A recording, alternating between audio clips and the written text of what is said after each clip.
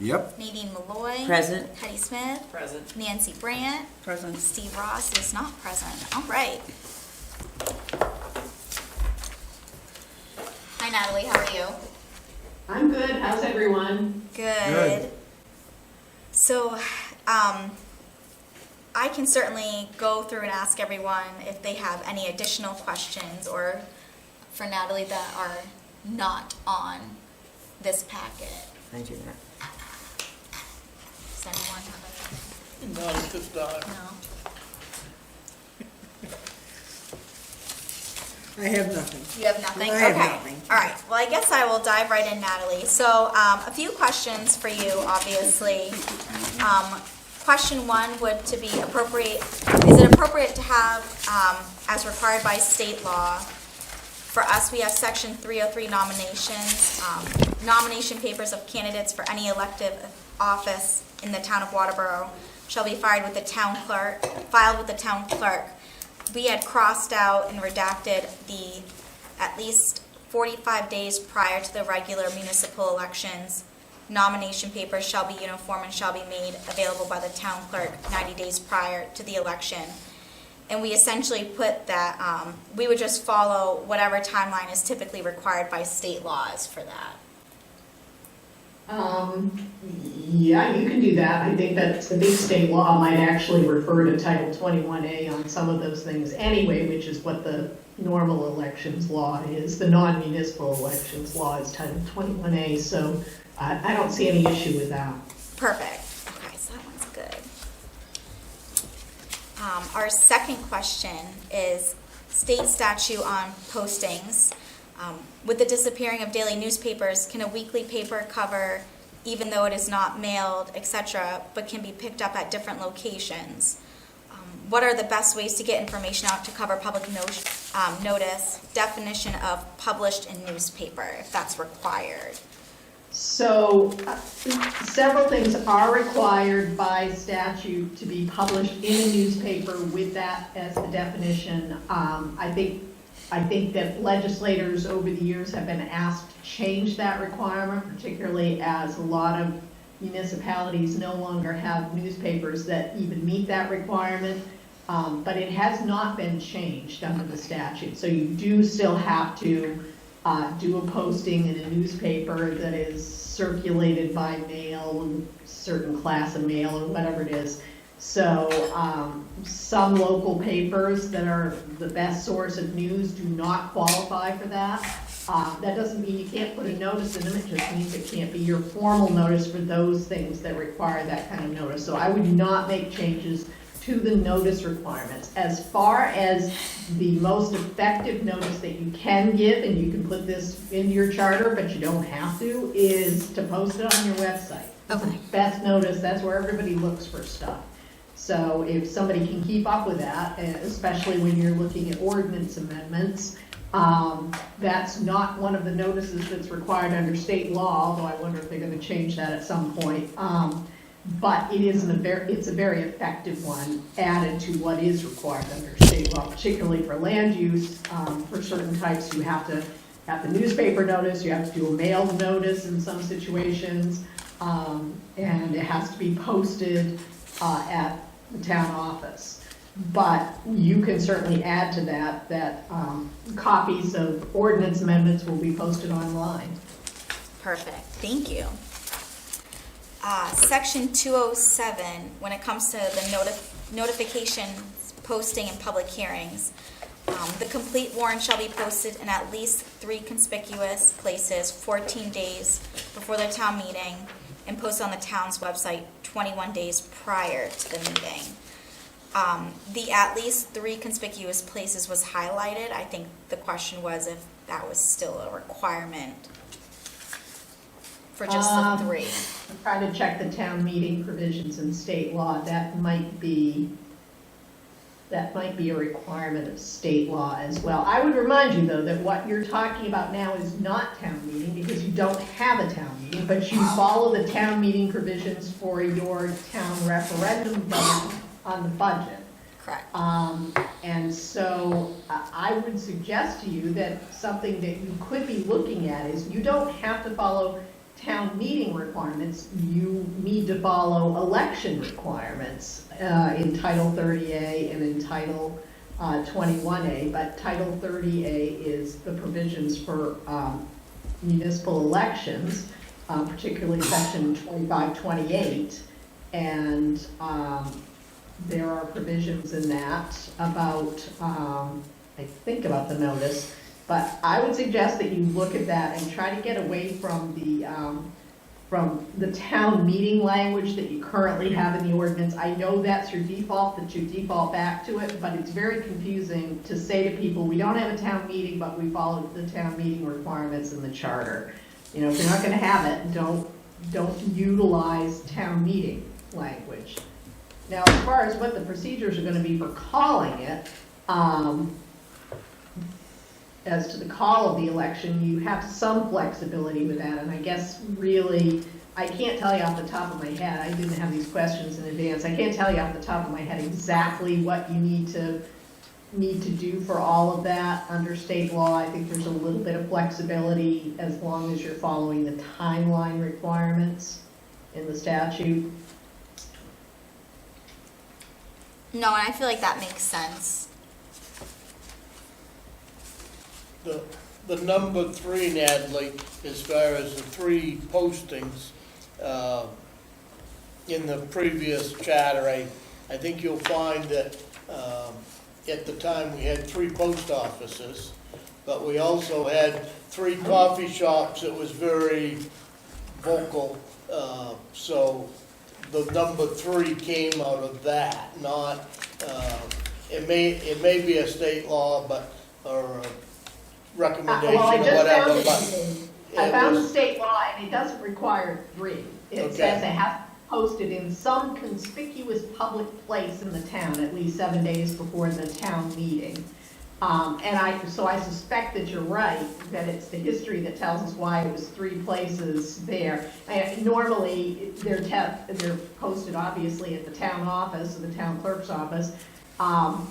If there's a public library in a town, they're frequently posted there, and then someplace else. In a lot of places, it is a grocery store, or you wouldn't do it at Hannaford, but a small local grocery store or a coffee shop or something like that, if they would allow the posting.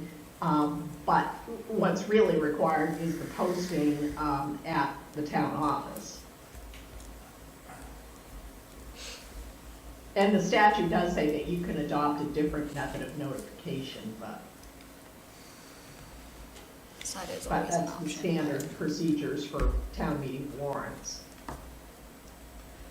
I think with some of these things where people are used to probably seeing them at a specific place, if that were to change, could cause some But I people to think be you could upset. continue to post as much public, as many notice, as many warrants, these are gonna be election warrants, they're not town meeting warrants. You could post as many of them as you want, in any place that will let you post them that's a public place, but you don't have to call for a specific number. Yeah, we don't, so you're saying we just don't have to confine ourselves to something Right, specific. you can always give more notice, there's nothing that says, just because it says one place, I think what the statute says is at least one place, and I think that's appropriate, so you can change with the times as to what is appropriate for you. One place, At yeah. least You one may place. find, if you have more public places in different areas of the town, that you want to have a posting in each of the major parts of town, the north and all of those things, so. Thank you. I think most of your stuff gets posted in North Waterboro, but you may want to cover the rest of the town someplace. It's not magic, except right now, your charter does say it has to be at least 3 places, I believe, so. I don't know if anything gets posted at the other post office. Yeah, no, both post office. Both post Both, office. yeah, Okay. they All both right. get it. All right. This kind of sounds silly, but would you guys like to take turns asking her the questions? Would you prefer that? I'm good. Would you like to? No. Oh, you want to? No, I don't, I'm good. All right, so section 314 for ordinances. Before any ordinance shall be passed, at least one public hearing shall be held. We, of course, redacted board and put council, providing that passes. notice of which shall be given at least 7 days in advance by publication in a newspaper having general circulation in town by posting in a public place and posting electronically. The section that was highlighted in question is newspaper having general circulation in town by posting in a public place and posting electronically. So, because you're talking about the council or select board passing ordinances, you can establish the rules that you want to have. As you know, the statutory provisions, particularly as to land use, that are different from that and established timeframes, apply to the planning board's public hearings and not to the council, or the select board. So the council or select board can have different time periods, and you can establish those as you see fit. Okay.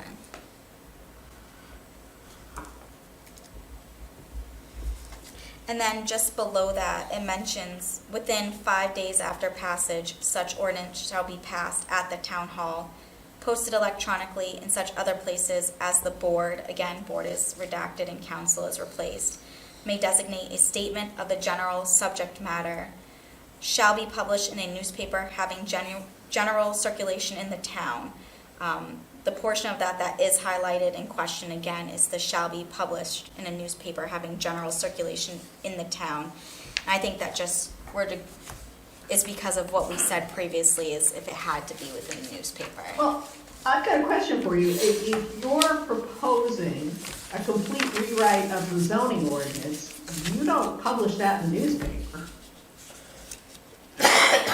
Right? I mean, the planning board doesn't, I'm sure. We don't have a newspaper. They give a general notice that they're considering amendments to the land use or to the zoning ordinance, you know, and possibly saying the sections, perhaps describing them slightly, but you don't put the entire text in. You know, in cases, that would be hundreds of pages that Yeah. don't. I think it says that a statement of the general subject Yes. shall be published. So it's Okay. like a synopsis of what, Right, right. I think the biggest thing now is we don't have a general circulation newspaper here anymore.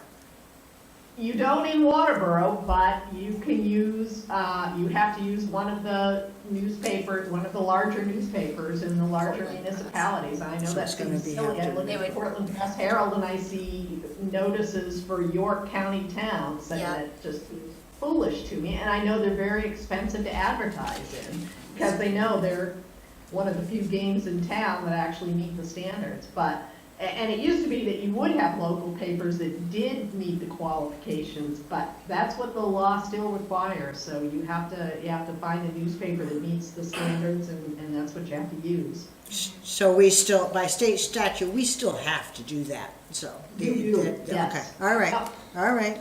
Now, Someday they're gonna change it, but they haven't done it yet. Yeah. now, like that forecaster that is printed in there in Portland and is all over Portland, Westbrook, and that's gaining some paperwork out around town here.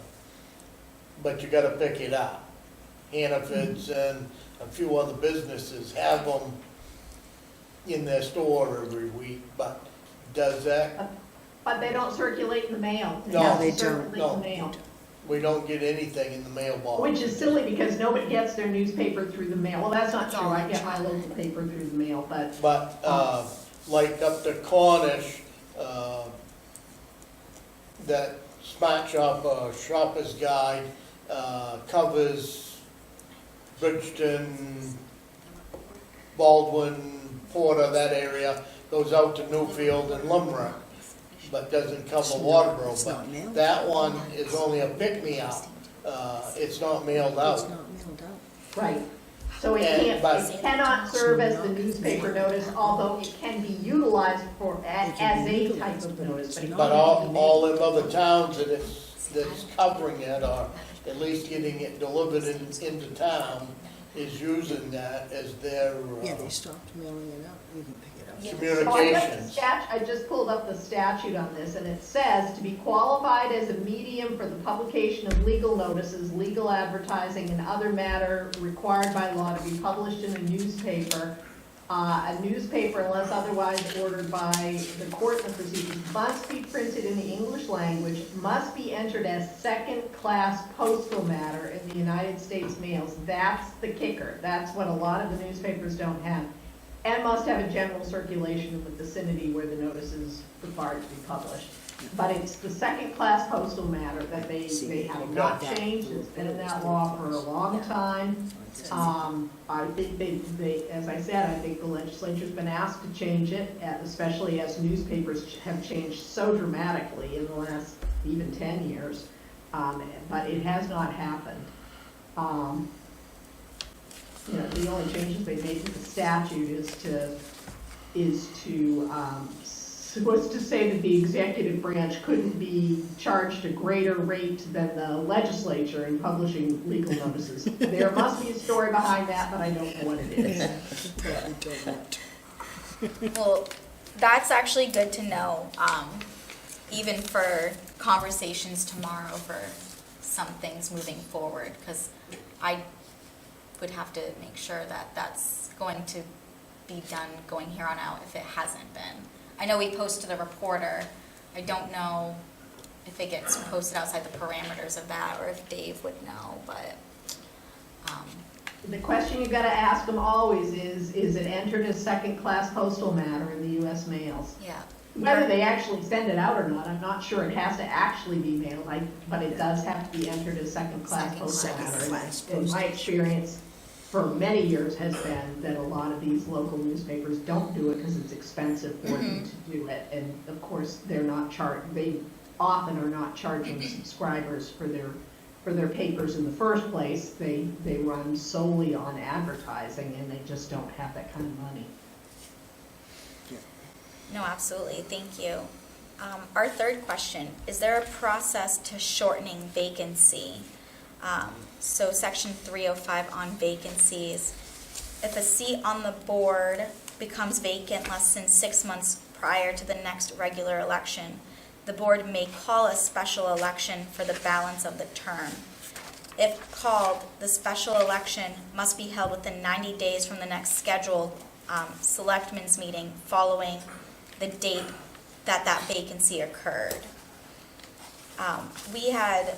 Someone had pulled the town of Gray for their charter, and there states that the town council shall select an interim councilor to serve until the next annual municipal election. Yep, that's a pretty common provision. You see that in Wyndham. Kennebunk is looking at that as their provision if they do go to a town council form of government. Actually, that's the process that's followed if there's a vacancy on the RSU board. Yep. That's what happens under the statute, is that the municipal officers appoint somebody for an interim period until the next municipal election is held. I think it makes good sense to do that because that way you don't have to have an extra election, and if you're not having and because you don't have town meetings now and special town meetings, it does make some sense to do it that way. And it is just for the brief period of time.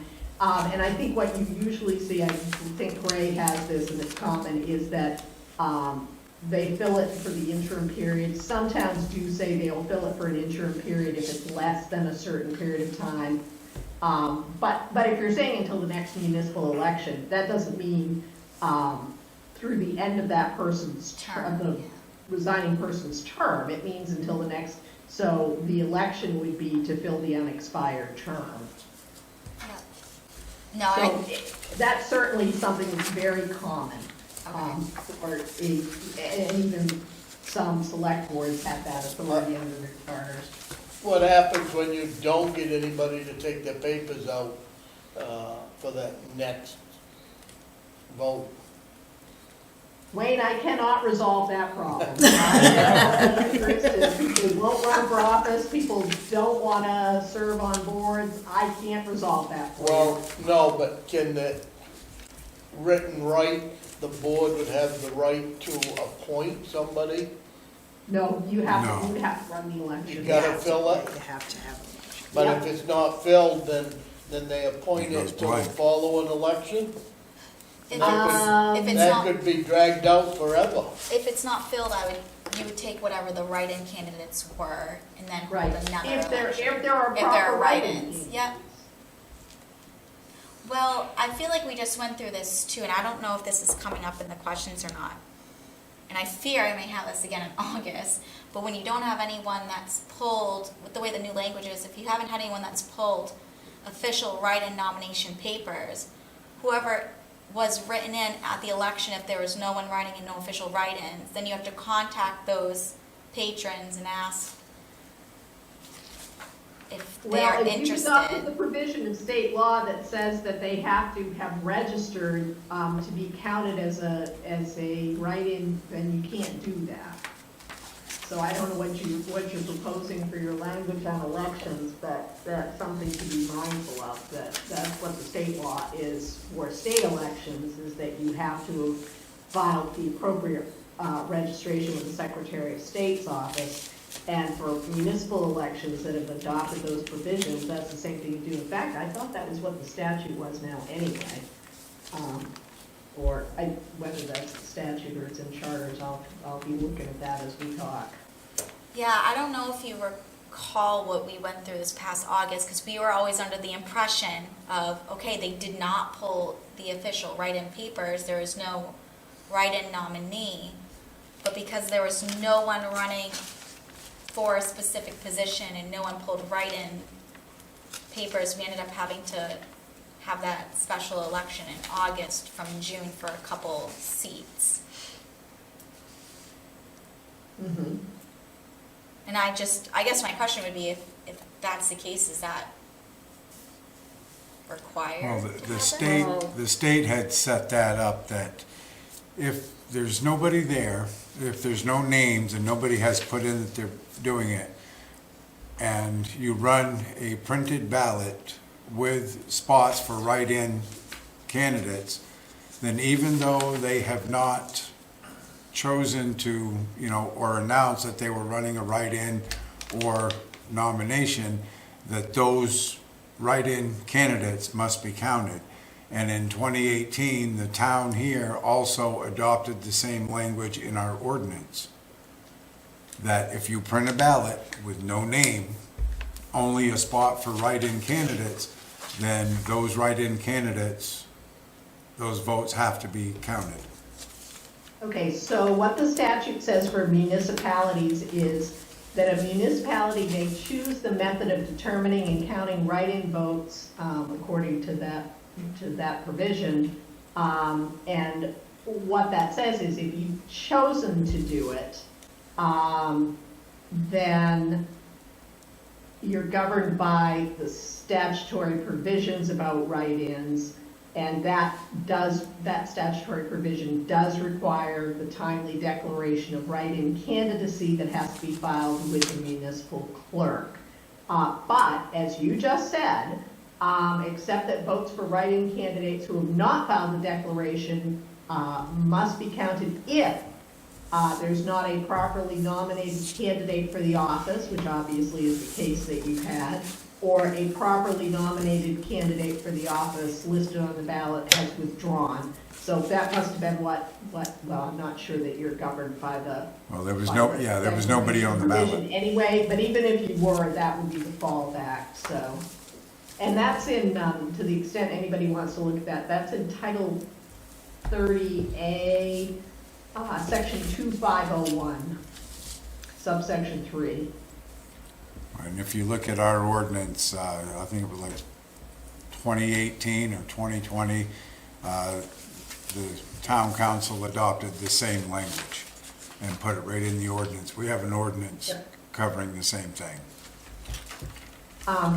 So if you have an ordinance that has that, those are provisions that you want to consider putting into your charter. That's where your election provisions should be. They should be in an ordinance when you have a charter. It's fine to have them in an ordinance if you don't have a charter, But to add them in. Okay. Bad, you have it in order. but that sounds just right. It follows the state law, and it does provide for the situation where nobody files a declaration, but somebody gets written in. And I know you've had some people that have agreed to serve in certain positions. even though they did not declare their candidacy as a write-in. Yep. Thank you. In fact, some of you might have been those people. Well, that's actually how we filled the charter commission. That's how, yeah, charter commission was filled that way. I recall that. Question 4, this question just has to do with Article 8 for initiative and referendums, sections 801, 802, 803, and 806. We were under the impression that it may just be easier to follow state statute regarding those sections. Well, hold on a second, let me look at those provisions, and I gotta look at state law. Usually initiative and referendum is created either by municipal charter or municipal ordinance. In fact, I think it has to be. As to the procedures, that's a little bit different, but, so 801, 802, 803. I think if you look at other towns, you'll see that they have very similar provisions to this. There might be things that you wanna play around with, and, as to timing, but Yep. these are pretty standard provisions. The one thing that you do have some ability to change, and I'm not suggesting that you do so, or that you leave it alone, or is section 806, Board of Selectmen not to reenact or react. It should be amend, I think, but it does prohibit the board from, well, it says reenacting something that's been rejected by voters at referendum elections for a period of 1 year, and they shall not modify or repeal ordinances adopted by voters at initiative elections for a period of at least 1 year. The only part of this that I will make a little bit of a pitch for is that not being able to amend it for a year sometimes results in something that wasn't quite what people thought it was going to be, and even the people who did the initiative are saying, gee, that's not what we thought it meant. It just needs a little tweak, and we would be fine with the elected officials doing that. This doesn't allow for that. So, for example, if something gets passed and it's meant to say, shall not do something, let's say it was in a zoning ordinance, and it was initiated by citizens, which citizens can initiate zoning ordinances. And what got passed said shall, because that's what the text was that they gave, and the town can't fix the text. And once they collected the signatures, they really can't fix the text. That can't be amended for a year. And I shudder to think what could happen in some circumstances if people came in, hopefully not good citizens of your town, but other people rushed in and said, okay, you said I shall do this, so I can do it. And Instead of may. Yeah. I would just, yeah. probably not in the shoreland zone, because the DEP would shut that kind of thing down, but, I will just say that I have seen this kind of thing create problems. Now, granted, this is for a year. It's not like Portland, which cannot touch something like that for 5 years. Only by citizen vote can it be changed within the 5-year period. And maybe that's, I think this side kind of says that, because it says the board can't do it. It doesn't say the citizens can't do it, but just something else for you to think about, because it's not like we don't have enough else to think about. A year. So there's no state law regulating the amount of time? Nope, Okay. So, nope. Could change. So you That's could not change established it. by, state law simply says that you can provide for initiative and referendum. so maybe the So, council, like you said, if I- may change. If I understood you correctly, what we could do, like say if there's an ordinance passed, but, by the townspeople, and the town council didn't like that we voted that way, is there a way that we can keep that the way it is, but if there was something like you had mentioned, well, that's not working, it needs to be modified, can we separate those two?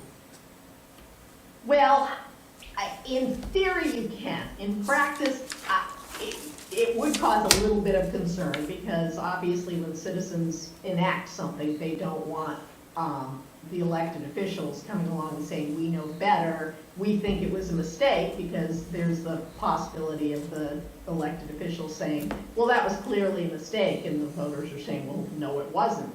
And you don't want to make the voters have to go through another initiative to change that, or a referendum vote to change it back to what they thought it was supposed to be. But you could say something, shall not modify or repeal ordinances adopted by voters at initiative elections for a period of at least 1 year, except to correct typographical errors or Unforeseen Something like that. circumstances. Yeah.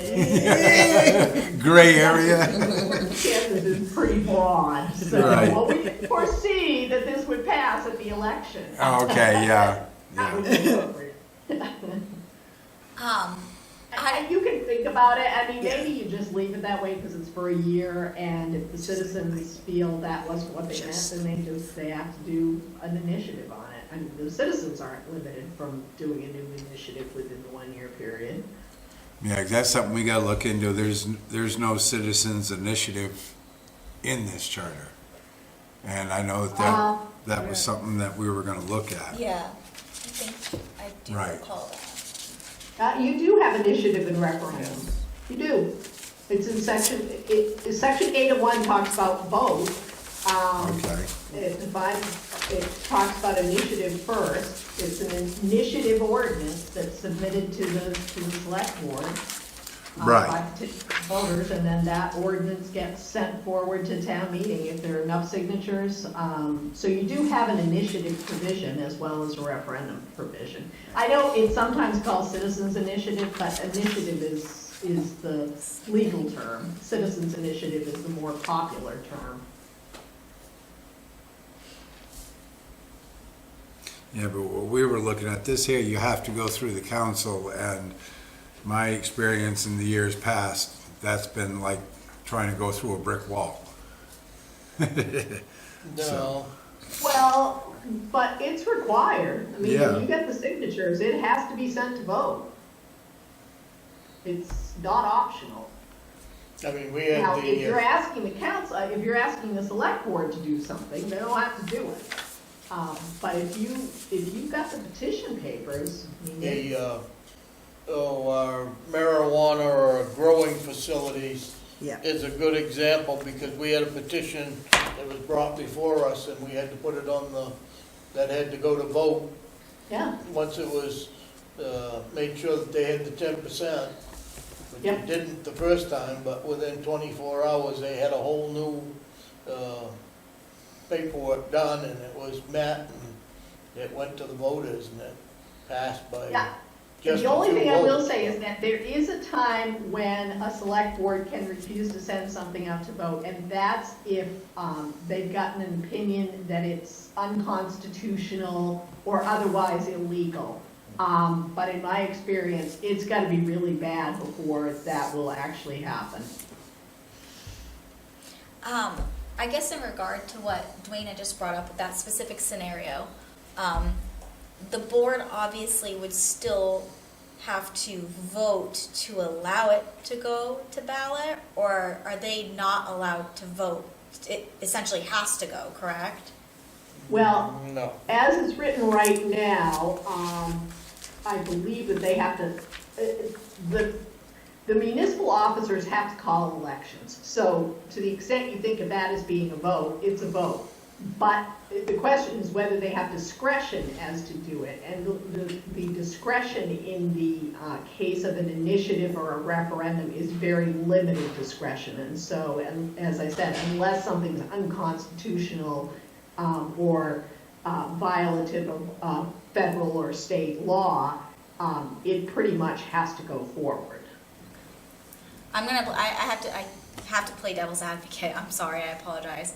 So if we were on a council and everyone were to vote no on something that didn't fit within the parameters of what you just said, what is the override power at that point to make sure that it Yeah. does go to vote? I don't understand what you're talking about. If the select board, so if it's the municipal officers, which I'm gonna call them, so we don't have to say select board or council, if the municipal officers have decided that something is illegal, then the challenge would be to court. Okay. Okay, thank And you. That has been done. There are some cases that are like that, and, I honestly, in my experience, you don't generally see something that's clearly unconstitutional or clearly violative of state or federal law. And so, in that case, you let it go to election, and if there are concerns about it, then the elected officials bring a declaratory judgment action to have the court help clarify what the obligations are under the ordinance, or whether there are problems with it, and they let the court make the determination as to whether it's unconstitutional or violative of other law. Thank you. So our next question is again, just whether or not we would follow state statute. Section 1102 for the subpoena before Board of Selectmen. The clerks of the Supreme Judicial and Superior Courts may issue a subpoena for witnesses to attend and produce books, documents, and papers at any meetings of the board for the town of Waterboro, at which a hearing is had in any matter regarding any alleged I'm so sorry, I can't even pronounce tonight, of duty by town officers or employees on complaint of failure to obey a subpoena filed with any justice of either court. If said justice finds failure to obey such subpoena to be without reasonable excuse, the justice shall impose a fine of not less than $100 or no more than $1,000. And the part that's highlighted in question is the justice shall impose a fine of not less than $100 nor more than $1,000.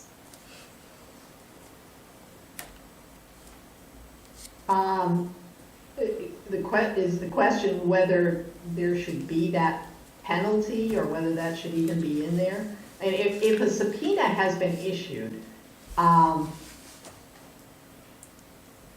are those subpoenas, wait, hold on a second, let me just look at the charter. Do you remember Yeah, what the state if statute a was? subpoena is issued by a court, you have to comply with it. This is No, not I a think that's subpoena. what we was questioning, if these amounts are Are correct. correct because of the state. State Yeah. statute. Yeah, I can't tell you off the top of my head. There's a bunch of different statutes that talk about subpoenas, and I'm not sure. I wonder, should we even have that language in there? For the dollar amount. Yeah. Because it's imposed a fine according to state statute. Yeah, yeah. Right, Just yeah, I to don't keep it know if there is a simple. kind of generalize it. And the reality is that if somebody doesn't comply with a subpoena, they're in contempt.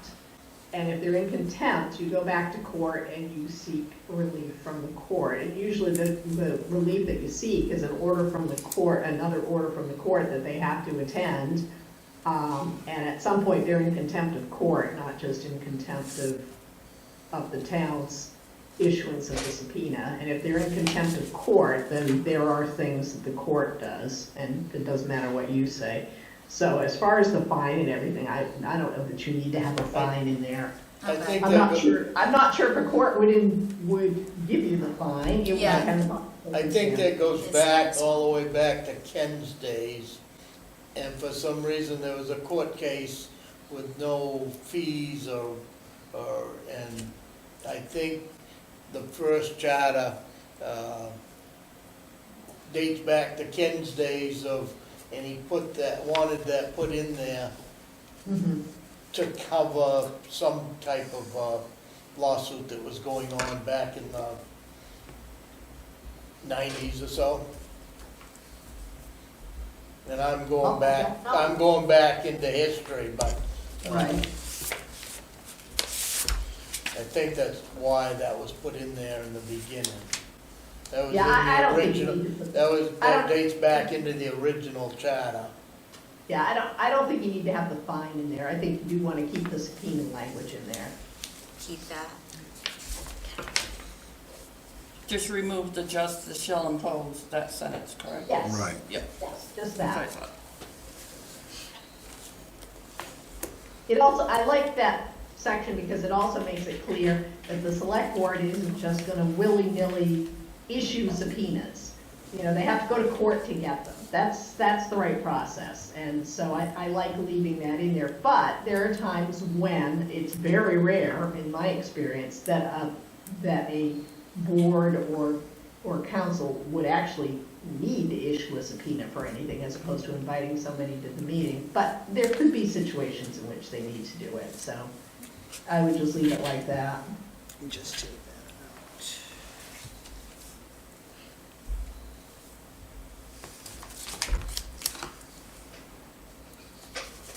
So question 7, wording to amend council/select board review rather than automatic to voters with the process for the public to request at any time.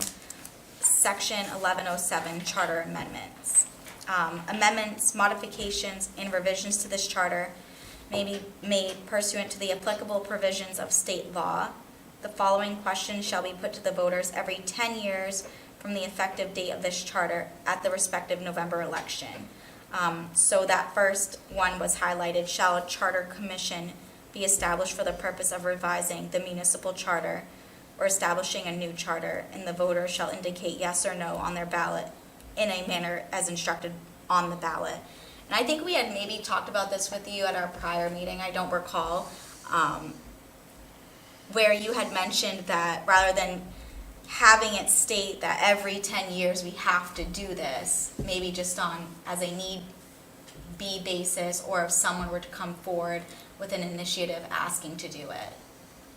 I had suggested that, and the main reason I suggested it was that you had so much trouble filling your commission this year, because this commission isn't the result of the select board saying, oh, there are problems with the charter that we want to change, or the citizens saying there are problems with the charter. And as you mentioned, there are the provisions in state law, which even during that interim 10-year period, at any point in time, citizens can initiate a petition for either a charter amendment or a charter revision, which would result in a charter commission, if it's voted on by the citizens, or the select board can do it. So I don't think you need to do the 10 years, and you know, whether people voted to have this, I think people voted to have it because they think you're supposed to have it and you're supposed to vote for it. You're not required to. And when these things were first put into charters, it's a really popular provision I'm seeing. I think I represent one other town that has had the same problems you had. They had it 2 years before you did, of having a really hard time filling the charter commission, but they had to have one. I don't think it was even put in question. I think they had to have it. And I've got another town that's doing a charter that didn't have that provision in it, and they are adamant that they're gonna have a 10-year review in the charter. And I said, well, the first thing they're gonna do in 10 years is do away with that requirement, but, you know, if you want to. I guess they'll learn their lesson, right? Yeah, so, I mean, you can leave that in there because it does say that it's a question. The problem is, I think the experience that you've had is that the answer to the question has been, yeah, we're gonna have a charter commission, and then nobody wants to be on it. So clearly there weren't any pressing issues that required a charter commission. Just one. I think Yeah. you've come up with some issues, which is good, that's your job, to look at things and test everything, but if everything's working okay, why do you need to have a charter commission every 10 years?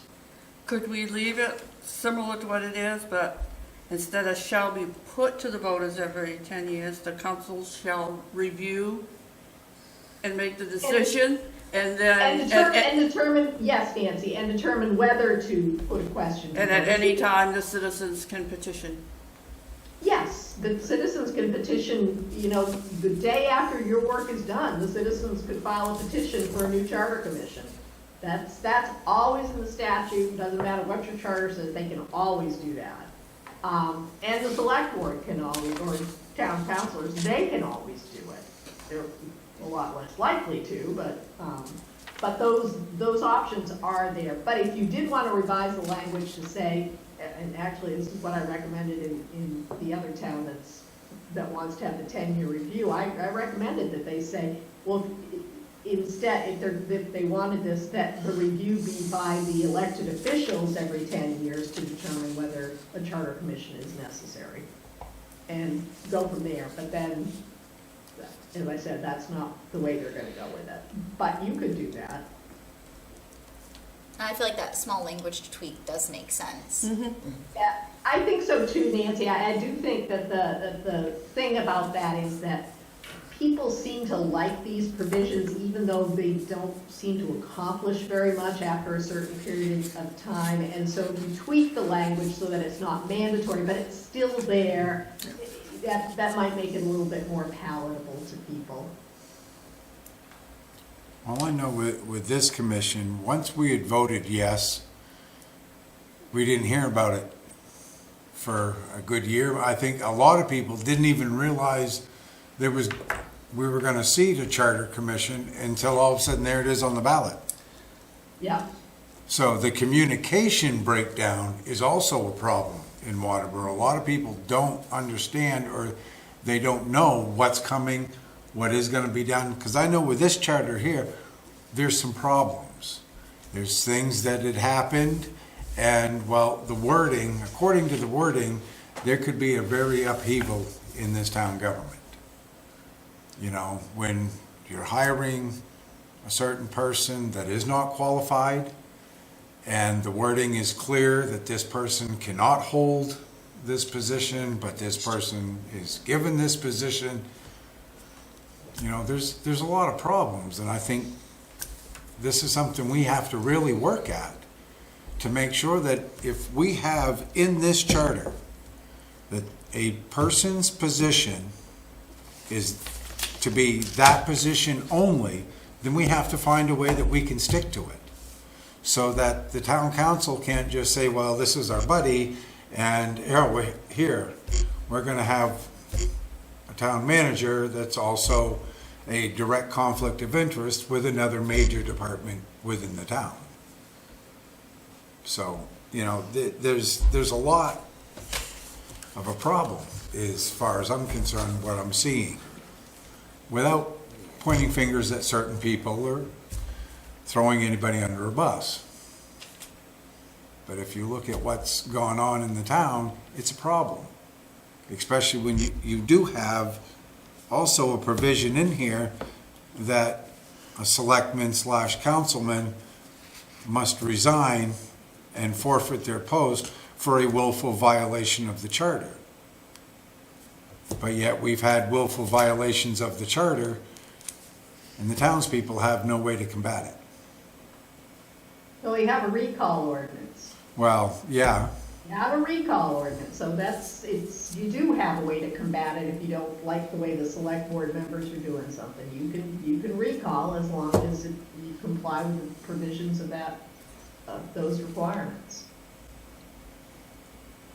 all right, yeah. I mean, things can't happen automatically. You can't No, but I mean, automatically they're- say somebody's out of office. They are entitled to a due process. Oh, yes, I That understand a happens. due process, but we need that due process for when it happens, not just have to, well, a recall. Well, for what reason?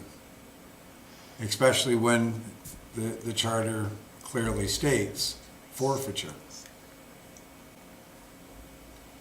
And the way it does state it is, yeah, if you come to the town council and say, well, here's the proof of what has happened, and if they say, well, we're not gonna listen to it, well, then now you've gotta try a recall, which, that ain't right either. They should be able to, That's how it works everywhere. That is how it works. If citizens think Right. that there's been a forfeiture, and the elected officials who make that determination disagree, then that's what recall is there for. all right, It's not that there's not fail-safes here. There are fail-safes. People have to be willing to do them, though. Yes, that will be an issue right there. Natalie, our 8th question, The commission has made the decision to remove the crisis fund from the charter as it is not being utilized, but would like to have something regarding undesignated fund balance, similar to what the town of Gray has. What would be your guidance in regards to removing the crisis fund from the charter? Well, let me check and see what it says. Section 908. Okay.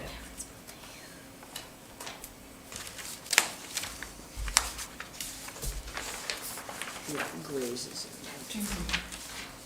I think it was Hetty that had found Yeah, it she for us. did, yeah, she got it for us. She was good. She was quick on that. What was that? You finding that? The town of Gray Town of charter, Grace. yes. Oh, Yeah, the general fund balance. from Standish. Yeah. Well, you do have a reference to the undesignated fund balance in here.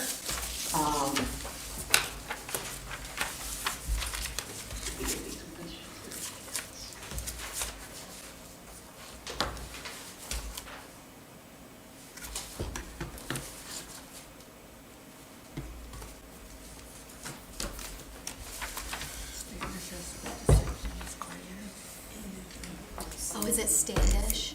It was Oh, Standish that we looked up for the capital program. I apologize, Nancy. I didn't even notice that when it was typed. I'm sorry. Yeah, no, For Oh. Town of Gray. yeah. That Nancy is- came up with the, That is Town of Gray. Oh, that is. Oh, I That apologize. is. I thought you. No, I'm so sorry. no, Standish was about the capital The program. capital The program. capital, okay, Yeah, Nancy had done the language from Gray. for the crisis fund. Yeah, I don't know why it's called the crisis fund.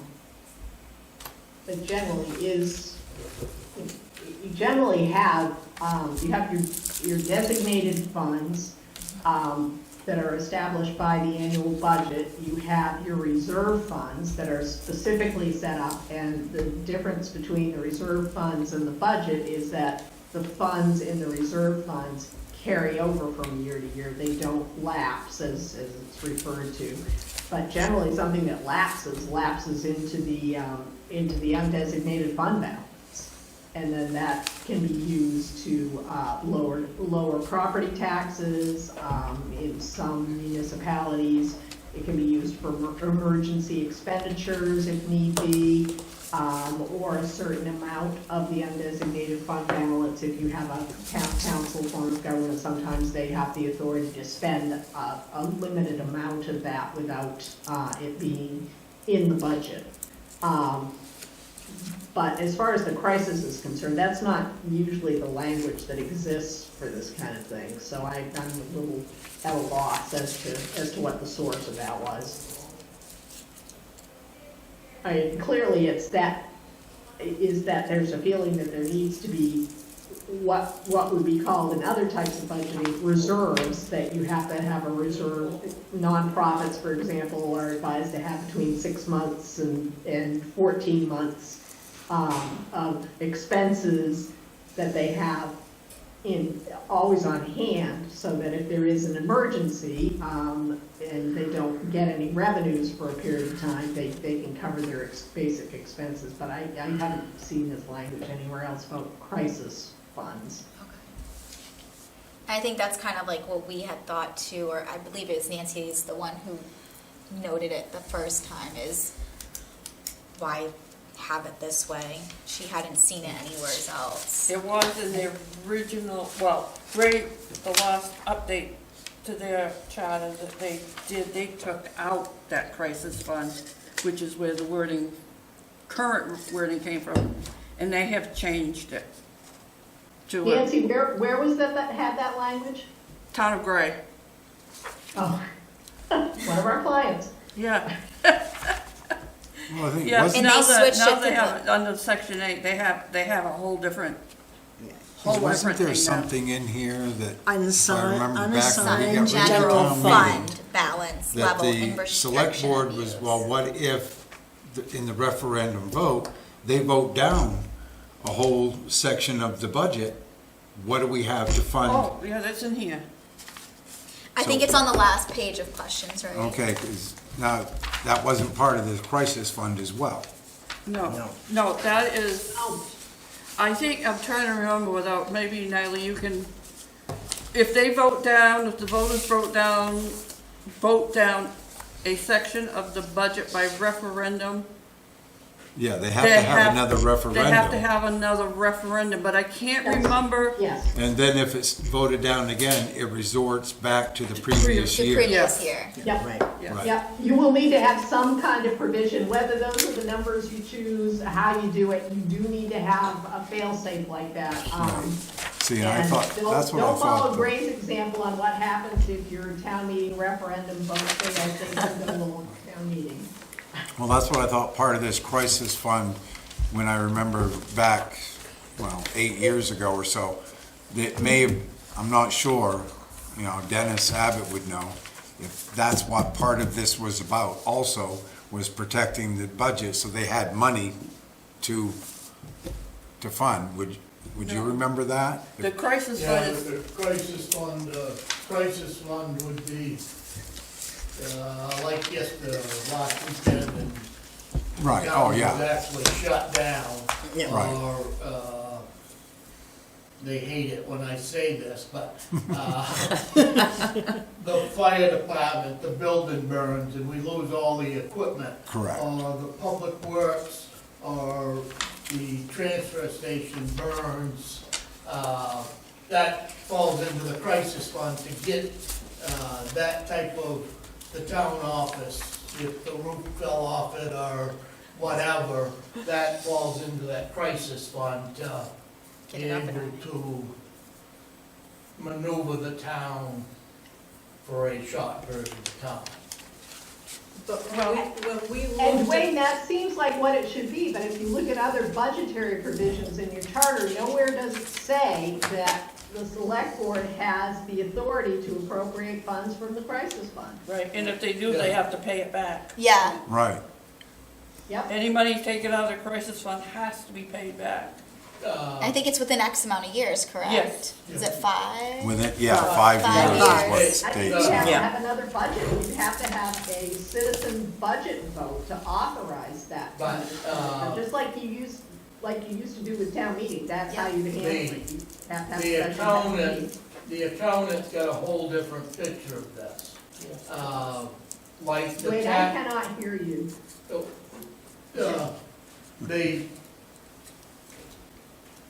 the accountant has a whole different picture of that. And the crisis fund was mainly to pay SAD 57.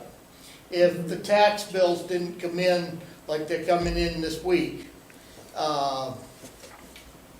and we need almost $1 million to send down to SAD 57, SU 57 is right there. that money is there in case of a crisis, that the money didn't show up here.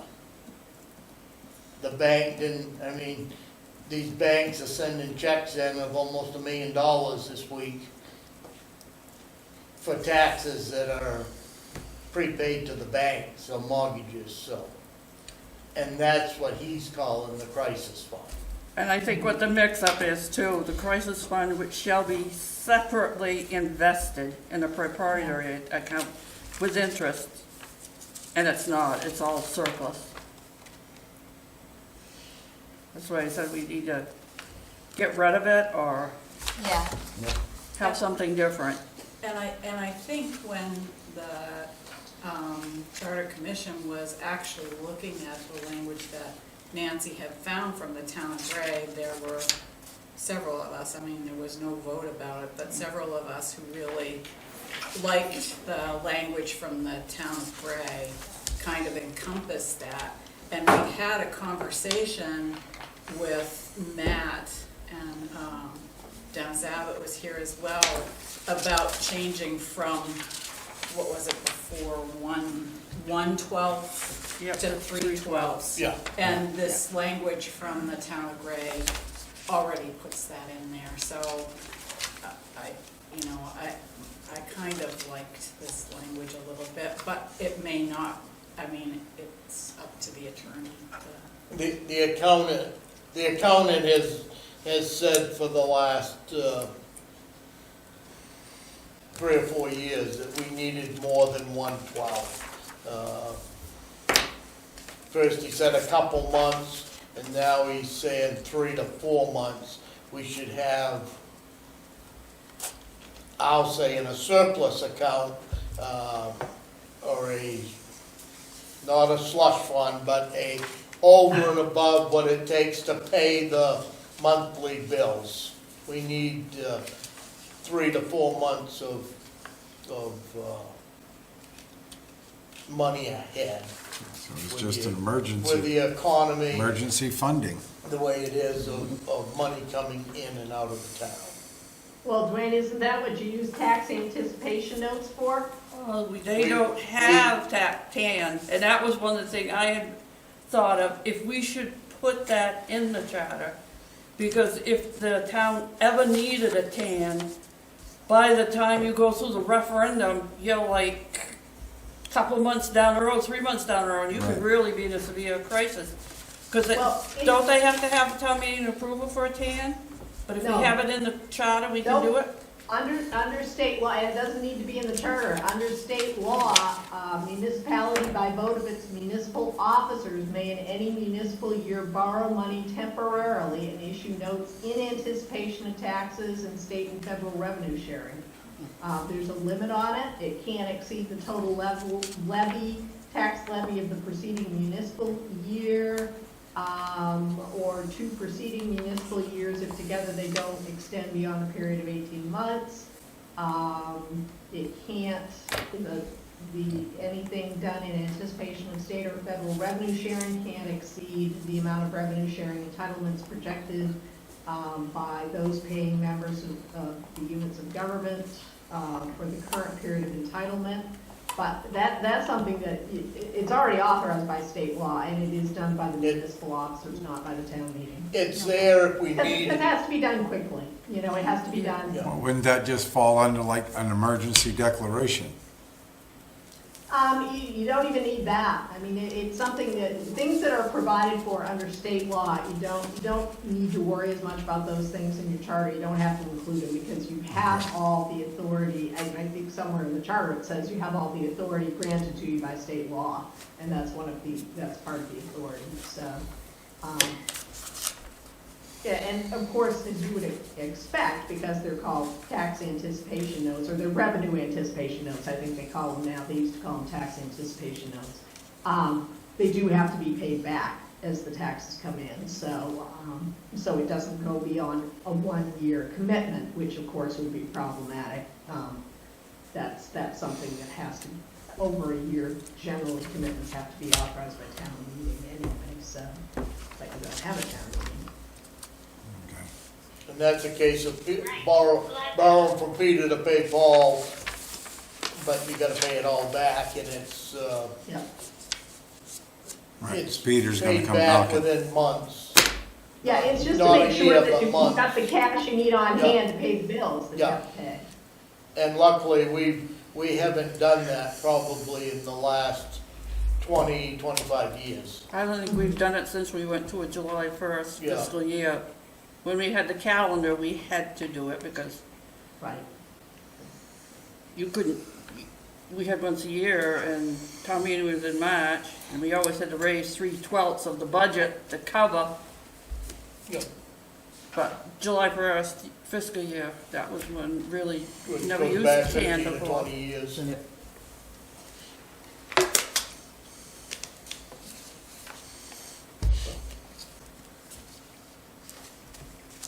Anyone have any more comments on that?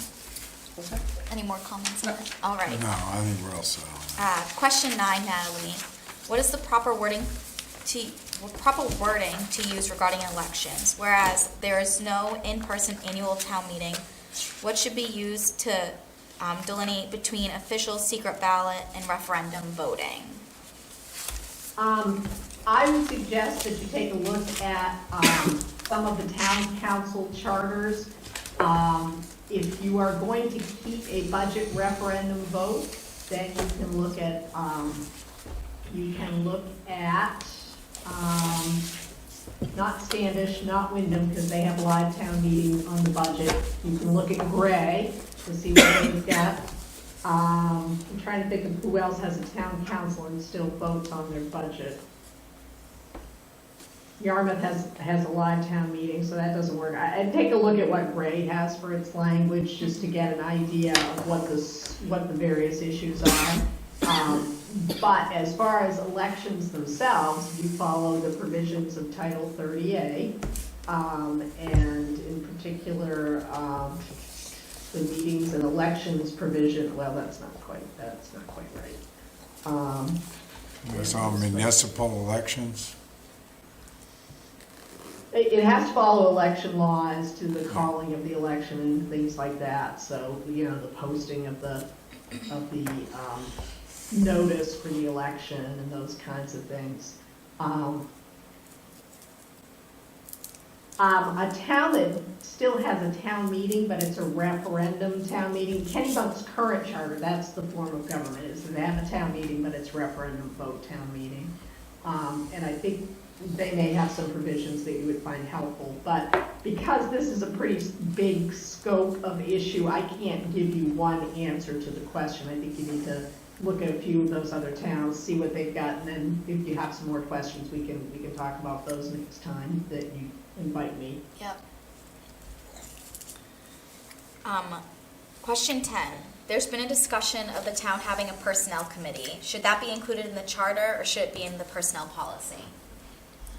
A personnel committee would not be in the personnel policy, and of course, this charter commission doesn't dictate as to what's in policies or ordinances. You can make suggestions, but that's, your job is to determine what goes in. As far as having a personnel board, at what boards and commissions you want to create through the charter is up to you. Some municipalities don't reference any boards whatsoever. They don't reference planning board, they don't reference the zoning board of appeals, or any of the boards that we sometimes refer to as the binding boards that make binding decisions for the town, that hold quasi-judicial proceedings. But in other municipalities, they list several things. They list the planning board, the zoning board, the board of assessment review, but they also list other things, that there'll be a personnel committee, that there will be a finance committee or a finance board, or if not finance, then budget board, which is something you need to think about. So it's up to you as to whether you want to have one. The only thing I will say about creating requirements for boards and committees is that what seems very important today may not be something that you want in the future, but if it's in your charter, you will have it. So that's the only thing I would ask you to think about as you're discussing those types of issues. We've taken out several of the boards. We've left the planning board, the ZBA, and a couple others that the state require Yeah. in there, but taking the rest of these out because either you can't fill them or there's no need for them. Yeah. Our Or if there is road, a need for one, Yeah, like the road, yeah, the officials road can review. create it. The the road, road review committee, which was a very active committee in town, we've taken that out of the charter and because we have public works. probably gonna do away with it. It's still existing, but gonna do away with it completely because it's very unused at this point with having a public works director. Right. He's doing all of the paperwork and all of the research, and it's getting done, so that board is almost a useless board at this point. Yeah, I remember, Dwayne, when it was a very active board, Yeah. and that was, you're right, that's back when you Yeah. had a road commissioner. Right, Not yeah. a public works director, Yeah. so. Yeah. Question 11. We only have a couple more. Current charter has the town administrator in charge of hiring a fire chief. How should it be addressed as currently the same person holds both positions? Should there be additional wording to cover holding both positions for the future or any combination?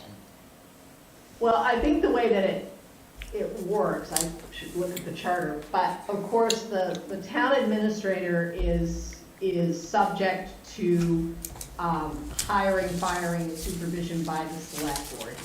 And the select board, I believe, also has the authority to organize departments. And obviously, that's something that was done with the decision to have a joint fire chief and town administrator, was that was done as part of the select board's authority concerning personnel matters, which is a much higher up level of personnel matters. The town manager does the day-to-day, town administrator. Been working with a lot of towns on charters recently. The town administrator is responsible for the day-to-day things, but there are certain personnel who are still subject to the select board, most particularly the town administrator. And so I don't know that you need to provide for the town administrator serving in more than one role. In fact, in a lot of towns, one of the most common shared positions is town administrator is also the tax collector, is also the town clerk in some towns. You wouldn't have to have separate provisions that addressed all of those situations. That's just something that the select board would have the authority to do as part of their overall administrative functions.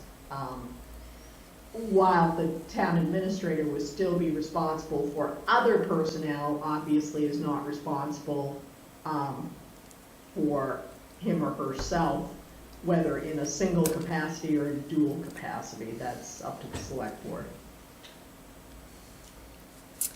If you pull up your MMA book or newsletters and whatnot, a lot of these towns are combining many different jobs, either fire chief and police chief, or town administrator and fire department, or they're combining public works and chief of police, and there's all kinds of these, because there ain't manpower enough or bodies enough to fill those positions, and it's so much money-saving devices by combining these jobs together, and you're seeing it throughout the state of Maine. Yeah, we're Whether- seeing that, we're seeing shared positions. Yeah. For example, you represent the town of Monmouth, they needed a new police chief, and the best solution for them was to share a police chief with the town of Winthrop. They're Yep. neighbors. So he spends a certain amount of time in one town and a certain amount of time in another town, and they got an agreement as to how much it gets paid by each municipality, who covers his benefits. But that was a good fit for those two towns, and it made it a lot easier for them to get well, in one case retain, and in the other case to get a qualified, experienced police chief in a small town that might otherwise have a very hard time Filling getting it. such a Yeah. candidate.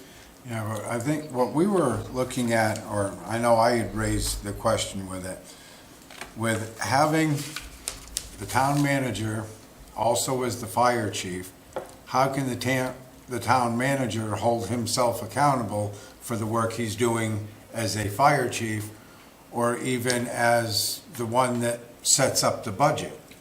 When the town manager is in charge of the town budget, well, now the same guy is, well, okay, I'm gonna set up a budget for my fire department. I understand multiple jobs, but it seems to be a big conflict of interest when you have department heads as high up as a fire chief and a town manager being the same person. Well, it's not a conflict in any of those towns that have people serving in multiple capacities. And of course, here in the town of Waterboro, there are a few checks and balances in place. One of them is that while a department head proposes a budget, It is the responsibility of the town administrator to put forward the final budget, but then that goes to the select board. And the select board can require changes to the budget before they send it out for vote by the citizens. And the ultimate check on it is the citizens vote on the budget. If they don't like the budget and they don't think it's been appropriately put together, they will vote against those articles that they feel reflect that. So it's not that the town administrator has all this authority to adopt a budget and so there's no checks and balances when the town administrator is serving in one capacity, in an additional capacity. There are checks and balances to make sure that Yeah, that's. I understood that. The biggest thing was, so the selectmen would still, or your town council would still have the authority to hold the town manager / fire chief saying, well, you're not doing this job right, or you're not doing that job right. So there's no way to take that checks and balances out of it, because the way it's worded right now is the town manager has authority over the fire chief. And that's the way it's worded right now. Well, I mean, the town administrator has authority over himself too, but he's still answerable to the select board Okay. if they don't like the way that the town administrator is working. And that would be true whether the town administrator is serving in capacity as chief of the fire department or as town administrator. Okay. Think about it, if there's gonna be discipline in a situation, he doesn't discipline himself. No. He doesn't make disciplinary decisions about himself, the select board does. And so the fact that on paper it says he answers to himself, the reality is that because it's the same person, it then goes to wherever the town administrator answers to, which is the select board. I'm not aware that there have been any issues with that, but that's not really what we're here to discuss anyway. We should not, if there are personnel allegations, this is not an appropriate body to be discussing them in any event. I understand that there's a governmental discussion and there's a concern about is it a conflict of interest, but, beyond that, specific disciplinary discussions are not appropriate. I just have I have one question, and I think you had touched upon it last time, and it's not on this paper, if you guys are okay with me asking it. And just with what you just said, I just want to make sure that things would stay the same. So I believe in the past meeting we had discussed where town administrator is, like you said, also our, I'm so sorry, I'm so tired, tax collector, all these different things, and then everyone is essentially, deputized from there.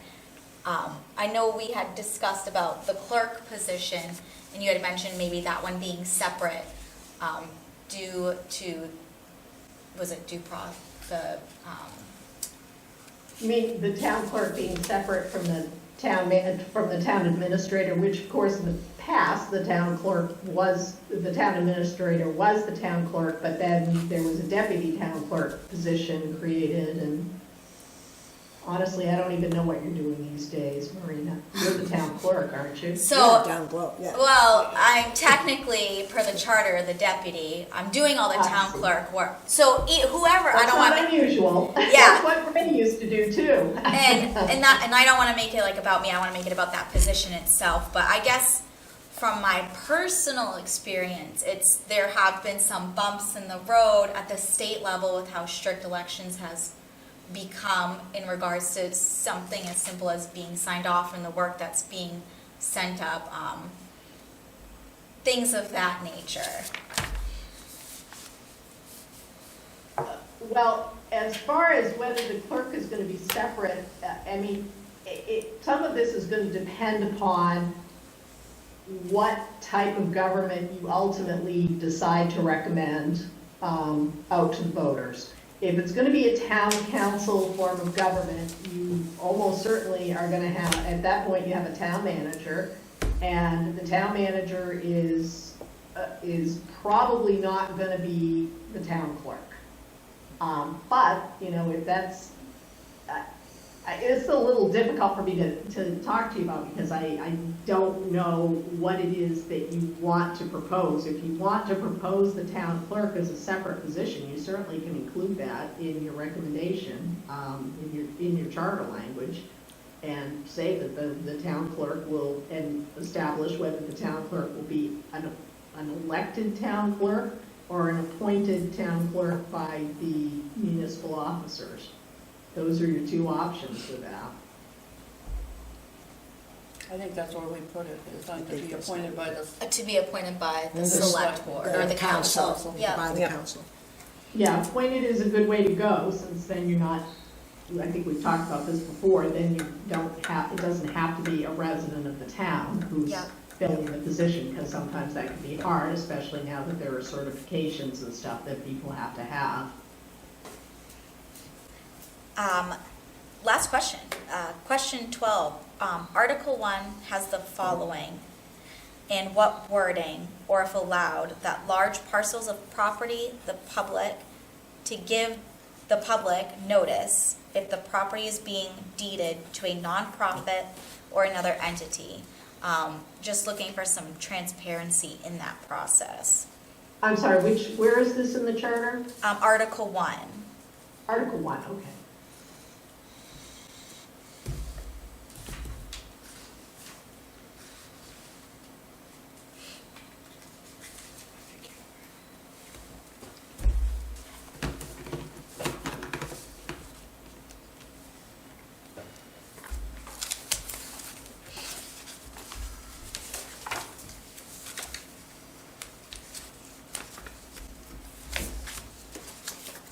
So I see the acquisition of property, the acceptance of gifts.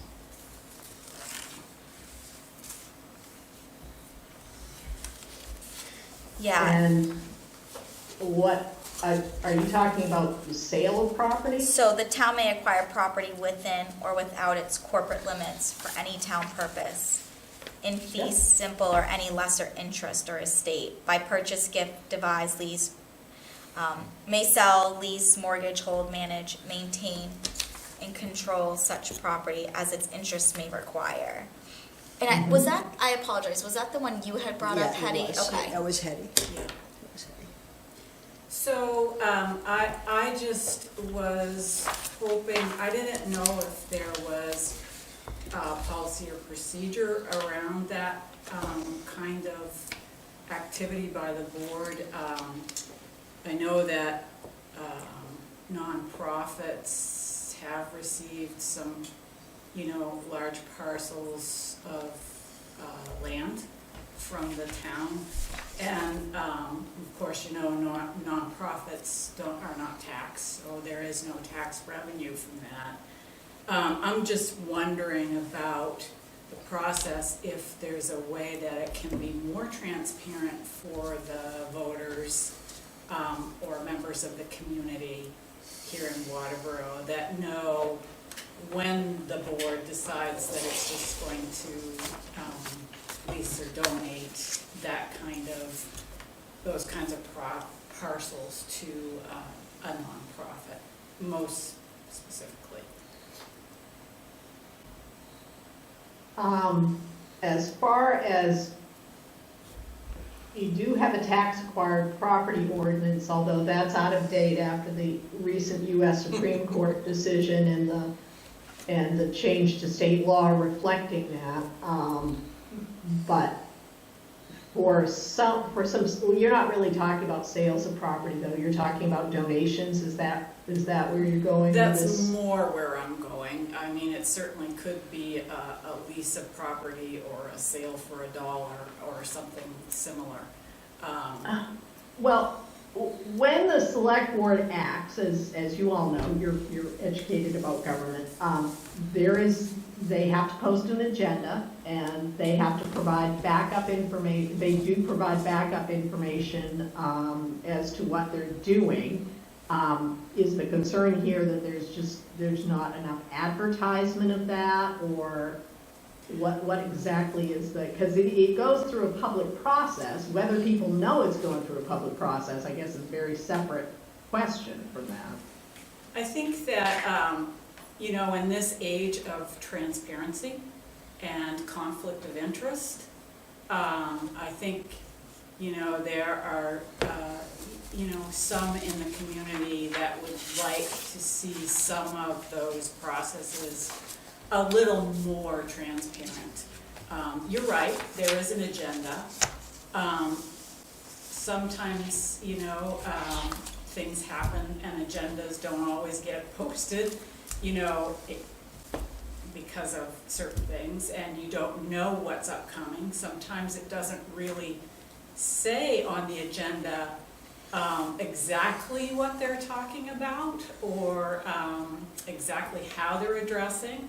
So sometimes you don't know that you should be there in order to be there for the public input on a specific subject when, you know, through the agenda process. But anyway, I'm just wondering if there is, would it be through an ordinance or would it be through policy or procedure that there would be a mechanism to help the board be more open, more communication in those sorts of items?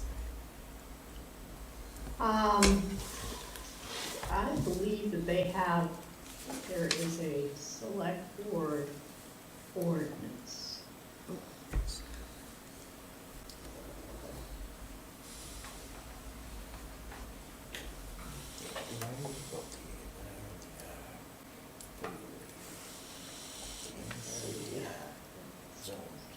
Oh, okay. Let me tell you a little story. Okay. Or forget.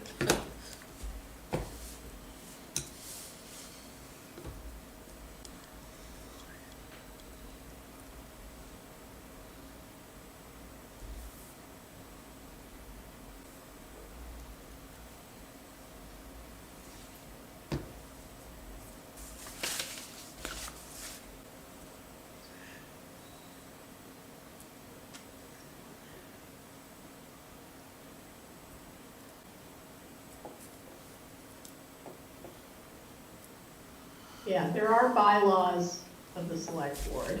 Okay. Amended as recently as 2016.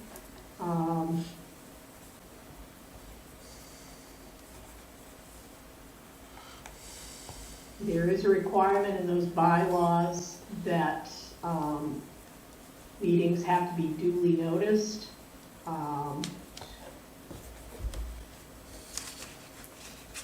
There is an order of business. Items on the agenda under appointments, new business and old business that are not easily explained in the short descriptor should have a sentence or two that can further identify the nature of the item. There is an informational packet provided to the board, and I believe, I'm not sure if the town is making those packets generally available now. Marina, do you know the answer to that? I do not create the packet, so The it answer is yes. Yes. is. They're Okay. out every So- Thursday before the meeting, the packet, the agenda, it's blasted to everybody in the world, it's everywhere. Thank you. Okay. Yes. I mean, I usually just take a quick look at the agenda. I'm not going to say that I know something if I don't, because I don't usually attend the meetings. And so I don't typically look at them. The packets are definitely Yeah, motivated. and though that includes, agenda items are supposed to have an agenda report with certain information in them. That's in a bylaw already. At least those things are. Right. So, you know, that's the communication part, I would suspect. And I'm not looking for hamstringing, the board or council to, you know, in their power and authority. I'm just trying to look to see if we can ensure some of the, perhaps things that don't always look, you know, above board, really are above board. That's all I'm looking for. You know, you have something in here in the town charter about, you know, conflict of interest. We're in a climate of transparency, and I worked in an organization where we've dealt with these kinds of issues. I'm not unaware of what it feels like sitting on the other side of the desk here. But I really think that there are some things that really, you know, by putting language in that we're going by state statute, by even maybe adding the title, you know, the title when it comes to election, I think those are good things in a charter. But those are the things I'm looking for in this thing about what is the criteria when a board decides that they're going to give to a parcel of land to a nonprofit. And if it doesn't belong in the chart, then I'm fine. I'll be quiet about it. I'm not sure how you write it into the charter is Yeah. really what I'm puzzling about, is that because you have such different circumstances, particularly when you're talking about land donations. Is it being donated to a nonprofit to create affordable housing? Is it being donated to a land trust for protection purposes? Is it being, you know, that's two of the many situations there could be when there's a land donation. So I'm not really sure how you'd be able to write something into the charter. And as you said, the concern would be that if you put something in the charter, that it then hamstrings the Right. next thing that comes along, which you didn't foresee. Right. I'm just wondering, does it go somewhere else? Does language similar to that go somewhere else?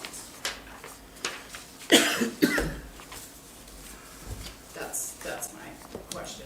Does it? Well, that's not one I can answer for you. Okay, that's You fine. guys can talk about it. That's fair. Thanks. That was the last question. I I don't do know if anyone have one else. that you kind of dangled a little carrot out front of there, Natalie. The budget committee of finance. Yep. Oh, well, I said, that's a committee that you may want to put into the charter. We have a Even though budget it's not- committee. We have one. You have a budget committee, Yep. yeah, but Okay.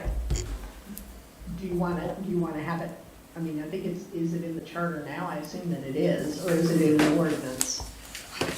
Let's see.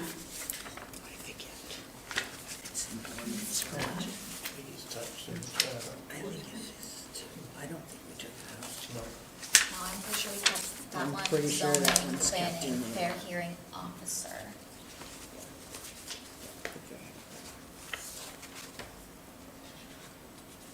I wouldn't worry about fair hearing officer, you're required to have one by state law, so. Well, I think we had switched it to officer Instead of eh, committee. instead of committee, Committee. yes. Right. Yeah, And we and that left, makes sense. we left those in there that was required by state law. Planning Right. board, ZBA, fair hearing, and we took the rest of them out. Okay.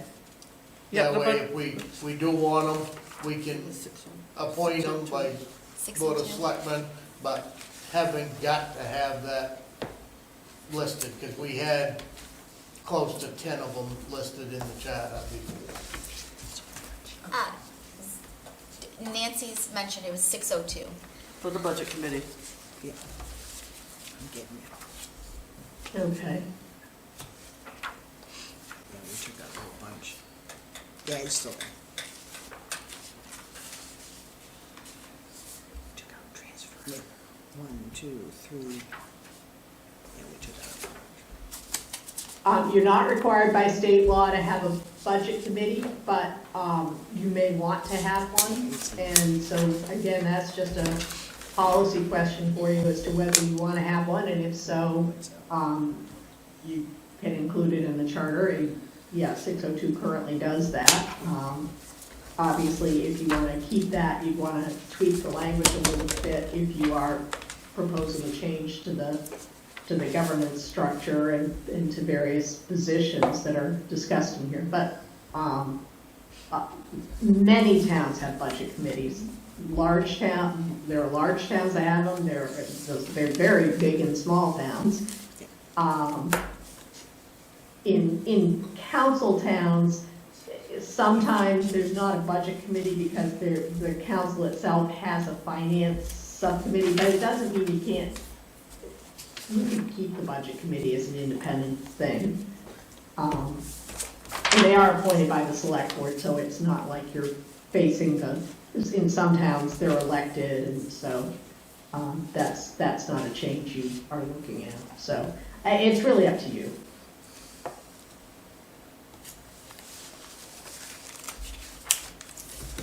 And as to what they do, you can look at that and see if it needs to be changed, but if you're happy with it the way it is, you really just need to tweak the terminology to make it consistent with the other changes that you're proposing.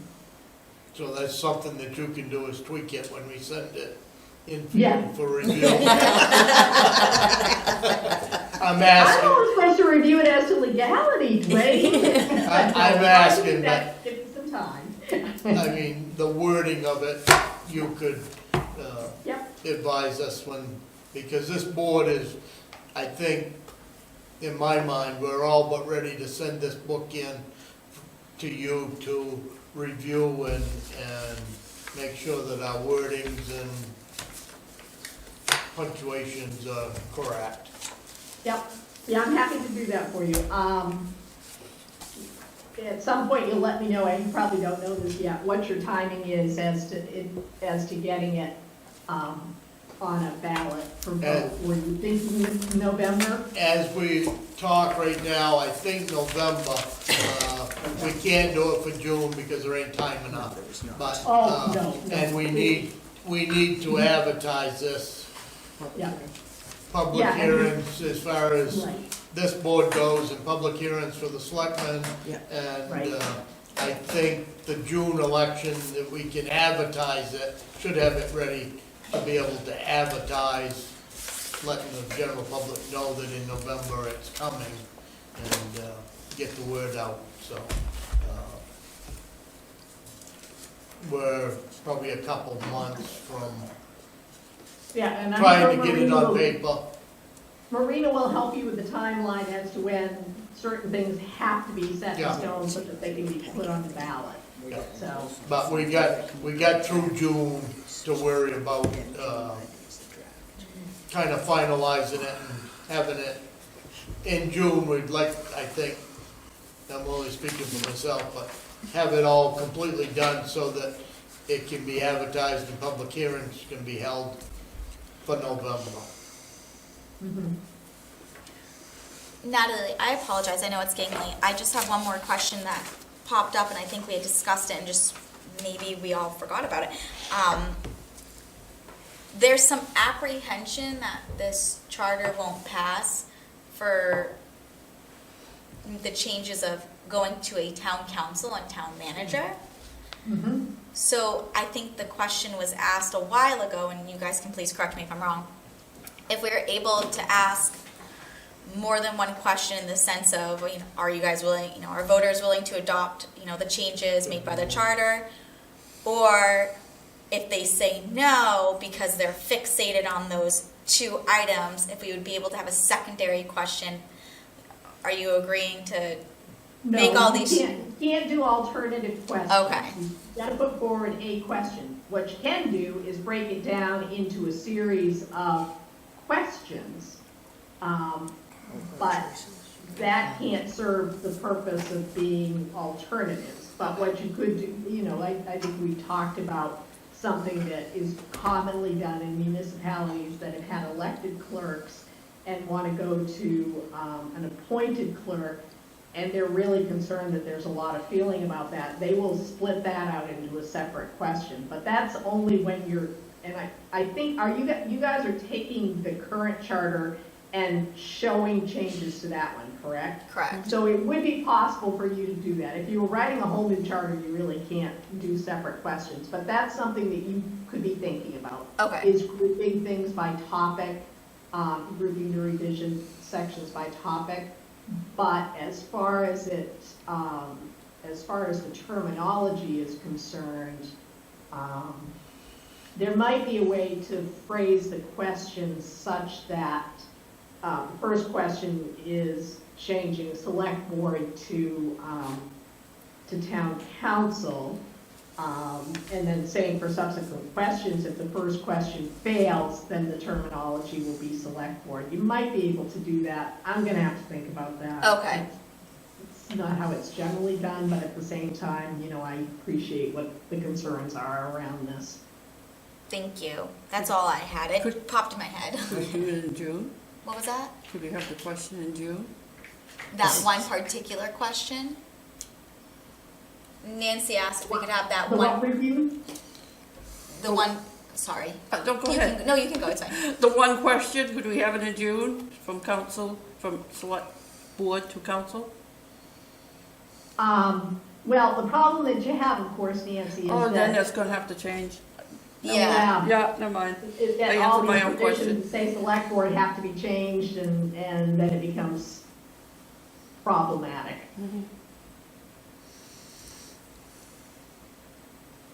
Anyone else? We good? I'm good. I think we're all good. Thank you, Natalie. Well, thank you. We'll be in contact, or shuttle I'm back. sure with you. Marina will be in touch with me. Yeah. Thank you. Thank you all. Have a Night. good evening. Night.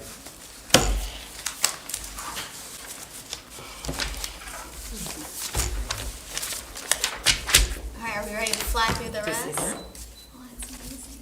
Congrats. Item 2, CEO Mike Gilpatrick. I had mentioned at the last meeting, he had had a question about that section. There was some light discussion I had passed out for all of you, something he had given to me today, obviously he couldn't be here, where he just wrote down where his thoughts were regarding this. If you'd like, I can read it out loud. I don't think anyone's really had a chance to review it, especially where I just got it today as well. I would like to ask the Charter Committee to review Section 314 regarding ordinances. In the second paragraph, it states that before any ordinance shall be passed, at least one public hearing shall be held. I'm requesting that the term "at least" be removed, as it seems to lead to the assumption that the planning board, beyond their recommendations, be required to hold an additional public hearing. I'm not attempting to minimize public participation by any means. As I attend many of these public hearings, holding 2 hearings seems redundant and may be an opportunity to cut down town costs. For the planning board to review, for the planning board to review and schedule a public hearing creates at least 2 meetings. It costs approximately $300 to the board members, $200 in employee salaries, the code enforcement officer, and administrative and IT support staff. An additional $100 in publication. Please keep in mind, these are worst case scenario. That is approximately $600 for a public hearing that maybe only 2 residents will attend. This does not cover meeting preparations and minutes. If the change is opposed, the residents will likely attend the public hearing and also be held by the Board of Selectmen. The simple change to the verbiage will save approximately $300 per amendment or ordinance creation. The board has requested that I review all current enacted ordinances in our slow periods. We have many ordinances that haven't been reviewed in years, even for a simple relevance check. In the coming year, this could save $1,000 to $2,000 alone in countless hours. Thank you, Michael Patrick. You're already gonna change it to minimum. What was that? You're already gonna change it. We are going to change it to the minimum. To minimum. And I think that's what we had discussed, but there is still dialogue to see where he was coming from. Right, yeah. Oh, yeah.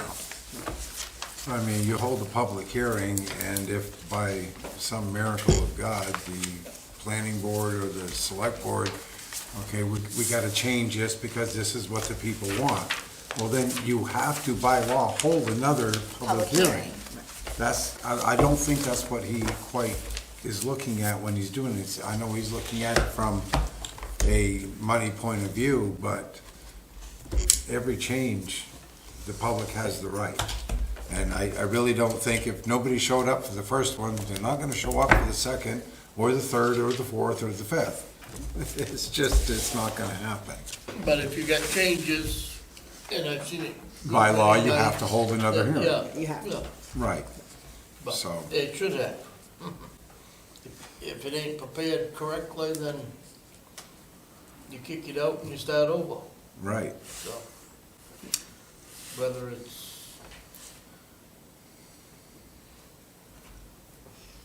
And that's the thing you can say, even when the public is clamoring for communication and they don't know things, you can say, we had this time, we had the opportunity, we've given you the opportunity. We can't certainly drive you there, but we can provide the opportunity for the information. I remember a few public hearings in here, standing room only. People were not too happy when they found out what was going on. Depends on, Mainly, depends on the topic. Mainly in middle school? So I know previous meeting, as Lori pointed out, we had discussed switching it to a minimum. Do I have a motion to make that change to minimum and propose that rather than shall? I'll propose that we change it to minimum. Do you have a second? I'll second that. Dave, all in favor? No? You were a no? no. Okay. Dwayne was anyone else a no that I didn't see? No, okay. Number 3, charter review document. I don't know how you guys are feeling, it is getting late. Yeah, we've gone through We've it gone all through it anyway. all. Yeah. Old biz, so if you guys are good, we've already reviewed the documents, we've already reviewed articles in the charter. Is there any other I think the stuff biggest before? thing is, the thing is take Natalie's suggestions, Yeah, go go through the through different- it, come up with your ideas, write them down, and we can go it through one more time and get a draft. Yeah. Yeah, Right. to go to Natalie. Yeah, Yeah. and Yeah. get together our draft Yeah.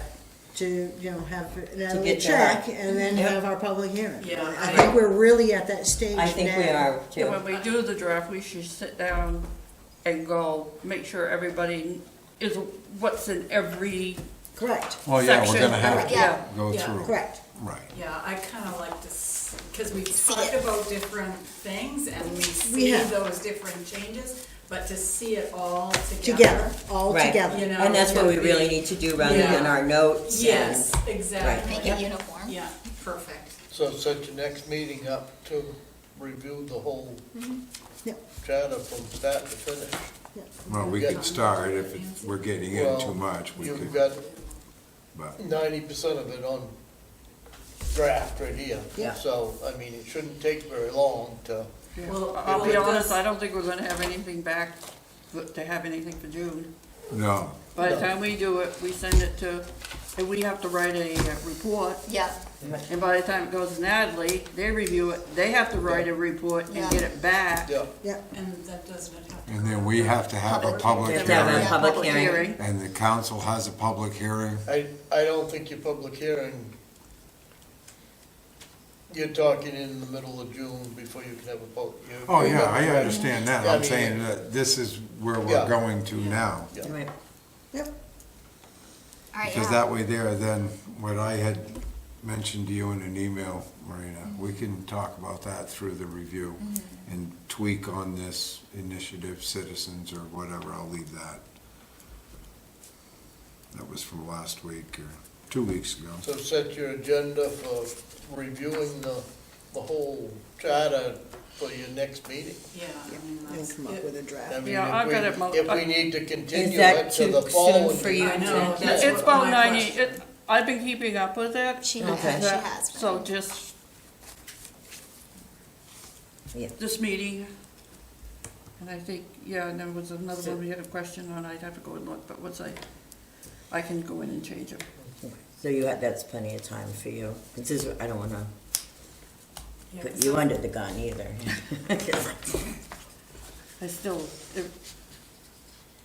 I think I gotta get with Marina and see how we gotta do the municipal elections.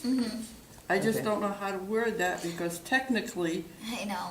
town meeting, annual town meeting is the election of your town officials. So we really still do have a town meeting, annual town Actually- meeting. Wouldn't that come down to annual town elections? Yeah, I think I gotta figure out where I saw it in here, and I think, oh gosh, I can't just change one or two words, it's not going to look right. So- Right.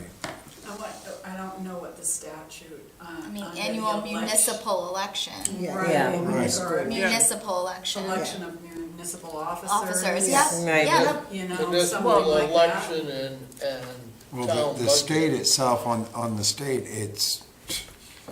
there's a lot of doublespeak. Trust me, I understand. Yeah, I read that. Although not municipal, You know, certainly reading through that. education, I but- think what would we do, we gotta make it consistent through the whole thing, because I think Yes. it, under one of them, under the nomination process, one of them, it says that it has a different than what it has other ways out, so we have to. Wouldn't town election, yearly or annual or biannual town election cover everything? State, federal? Yeah, but you could have an emergency, oh, no. you could have a special election.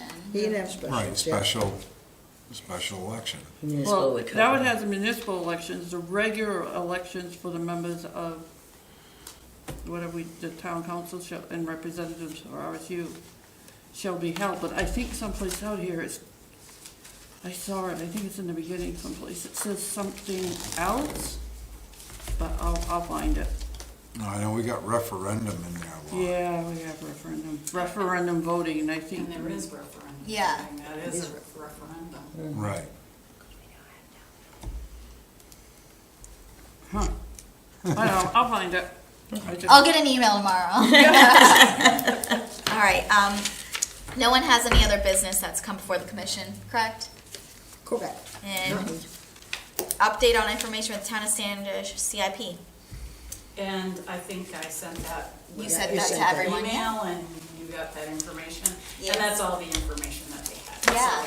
So, I didn't know, I did like their language. The other thing I really like, if you have a chance to see how they post their town charter, it is so easy to find. It is so easy. So you don't have to go through the whole charter in order to find each of the articles. Each of the articles are a separate Or a separate document. link. That's what I like, is That like a is- yeah, that is what do they call it, convenient. codification of Yeah. all ordinances, so you only gotta click on that. Yes. it was Unfortunately, wonderful. that would not be a me thing. That's That would be an, that's yeah. That's an IT thing. No, and I understand that. But no, I agree, that makes it very Yes. amenable. Yes, it's an easy, more friendly, user. User friendly. Do I have a motion to adjourn? You're fine. Before we all leave. 8:22, I'll make a motion to adjourn. Second? I'll second. Dean, all in favor? Aye. All right.